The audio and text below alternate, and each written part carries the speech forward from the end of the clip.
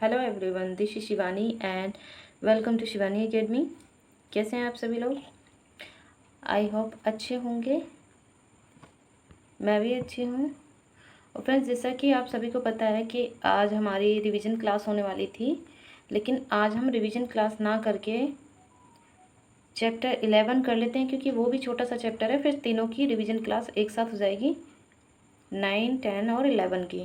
Okay, तो आज हम करेंगे अनेक शब्दों के लिए एक शब्द। तो देखते हैं, चलिए फिर। जिसकी कल्पना न की जा सके वो होता है अकल्पनीय। हाथी को हाँकने वाला हुक अंकुश कहलाता है।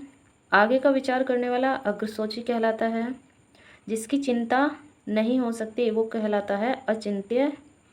जिसका कोई शत्रु उत्पन्न न हो वो कहलाता है अजात शत्रु। जो न जाना गया हो वो कहलाता है अज्ञात। जो अपनी बात से न टले उसे कहते हैं अटल।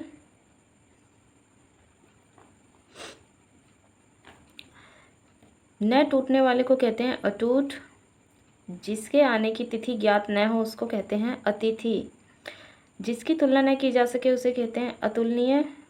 जो देखने योग्य न हो उसे कहते हैं अदर्शनीय। धर्म या शास्त्र के विरुद्ध कार्य होता है अधर्म। अन्य से संबंध न रखने वाला कहलाता है अनन्य। जिसका आदर न किया गया हो वो कहलाता है अनादरत। जिसका निवारण न किया जा सके वो कहलाता है अनिवार्य। किसी कार्य के लिए दी जाने वाली सहायता कहलाती है अनुदान। परंपरा से चली आई हुई बात, उक्ति या कला कहलाती है अनुश्रुति। आय से अधिक व्यर्थ व्यय करने वाला कहलाता है अपव्ययी। दोपहर के बाद का समय कहलाता है अपराह्न। जो मापा न जा सके उसे कहते हैं अपरिमेय। जो किसी की ओर मुंह किए हो उसे कहते हैं अभिमुख। जो आंखों के सामने न हो उसे कहते हैं अप्रत्यक्ष या परोक्ष। भली प्रकार से सीखा हुआ कहलाता है अभ्यस्त। जो अल्प जानता हो उसे कहते हैं अल्पज्ञ। शरीर का कोई भाग होता है अवयव, मतलब जो शरीर का कोई एक भाग है तो वो अवयव कहलाएगा। बिना वेतन के कार्य करने वाला कहलाता है अवैतनिक। अच्छा बुरा समझने की शक्ति का अभाव कहलाता है अविवेक। फेंक कर चलाया जाने वाला हथियार होता है अस्त्र, मतलब अस्त्र कहलाता है वो।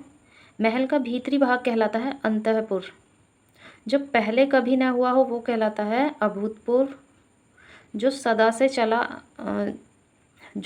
से चलता आ रहा है उसे कहते हैं अनवरत। नेक्स्ट है, जो कानून के विरुद्ध हो वो कहलाता है अवैध। जिसके समान दूसरा न हो वो कहलाता है अद्वितीय। जो दिया न जा सके वो कहलाता है अदेय। अदेय। जिस पर कोई नियंत्रण न हो वो कहलाता है अनियंत्रित। वर्षा का अभाव कहलाता है अनावृष्टि। सीमा का उल्लंघन करना कहलाता है अतिक्रमण। आग से झुलसा हुआ कहलाता है अनलदग्ध। जिसका पति परदेश से लौटा हो वह कहलाती है आगत पति का। अपने प्राण आप लेने वाला कहलाता है आत्मघाती। ऐसा व्रत जो मरणोपरांत ही खत्म हो, यानी कि मरने के बाद ही खत्म होता है, वो कहलाता है आमरण व्रत। आमरण व्रत। देश में विदेश से माल आने की क्रिया कहलाती है आयात। इंद्रियों को वश में करने वाला कहलाता है इंद्रिय जीत। दूसरों की उन्नति को न देख सकना कहलाती है ईर्ष्या। किसी नई चीज़ का बनाना कहलाता है इज्जत या आविष्कार। खाने से बचा हुआ झूठा भोजन कहलाता है क्या उच्छिष्ट। जिस पर उपकार किया गया हो वो कहलाता है अपकृत।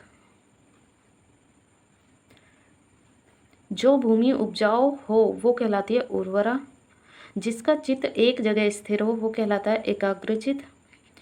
इंद्रियों से संबंधित जो होता है उसको कहते हैं इंद्रिक। जो अपनी इच्छा पर निर्भर हो वह कहलाता है ऐच्छिक। जिसका संबंध उपन्यास से हो वो कहलाता है औपन्यासिक।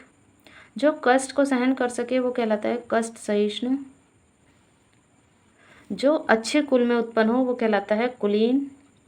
जिसे बाह्य जगत का ज्ञान न हो वो कहलाता है कूप मंडूक, यानी कि कुएं का मेंढक। जिस लड़की का विवाह न हुआ हो वो कहलाती है कुमारी। कार्य करने वाला व्यक्ति कहलाता है कार्यकर्ता।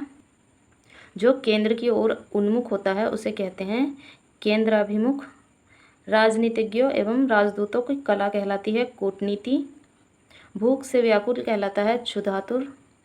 खाने योग्य पदार्थ कहलाता है खाद्य। और इसी के साथ हमारी क्लास समाप्त होती है।